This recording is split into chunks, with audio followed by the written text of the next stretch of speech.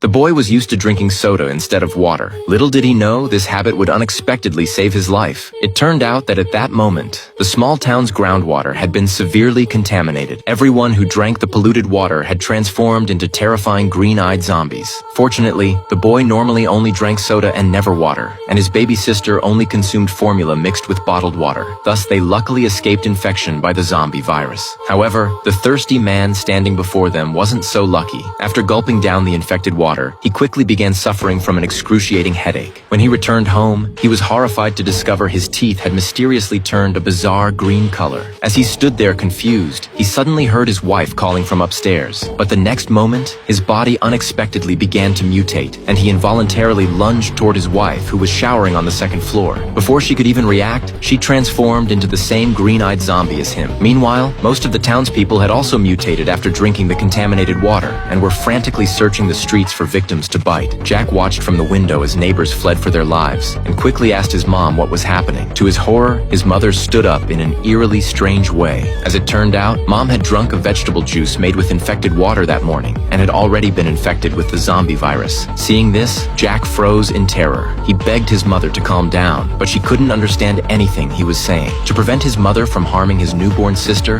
he had no choice but to lock her in the bathroom. But his sister's crying made the zombies outside even more frenzied. With no other option, Jack had to cover the stroller with toys. As his sister's cries gradually faded, the zombies outside finally calmed down. Though the danger had temporarily passed, he now faced a serious problem: how to survive in this apocalyptic environment while taking care of his baby sister. Just as he stood paralyzed with fear, the roar of airplane engines suddenly came from outside. The military, in an effort to prevent the zombie virus from spreading to other cities, had actually bombed the only bridge leading out of town and cut off all electricity, leaving the town's residents to fend for themselves. By the next day, Jack took out his phone to call for help, only to find it had no battery left. Watching his sister crying from hunger, Jack had no choice but to imitate how his mom would use the last bottle of water to make formula for his sister. Later, to prevent his zombified mother from starving, Jack took some vegetables and entered the bathroom. He had intended to give his mom vegetables to temporarily ease her hunger, but he didn't realize his sister had followed him in. In the next second, zombie mom lunged at the baby. Seeing this, Jack was terrified. This moment left Jack frozen in place. He realized they couldn't just wait for death, especially since their food supply was running dangerously low. To survive, he quietly set up a ladder to observe the situation outside. To his surprise, he discovered that as long as they made no sound, the zombies wouldn't notice them. After seeing the family cat they'd had for years, Jack immediately thought of a good escape plan. He opened the door to attract the zombies' attention. While the zombies chased after the cat, he quickly rushed outside carrying his sister. He had originally planned to hide with his sister in a supermarket, but discovered the main entrance was tightly locked. With no other choice, he turned and ran toward the back door. But the result was the same. Just as he sank into deep despair, a pair of large hands suddenly pulled him inside.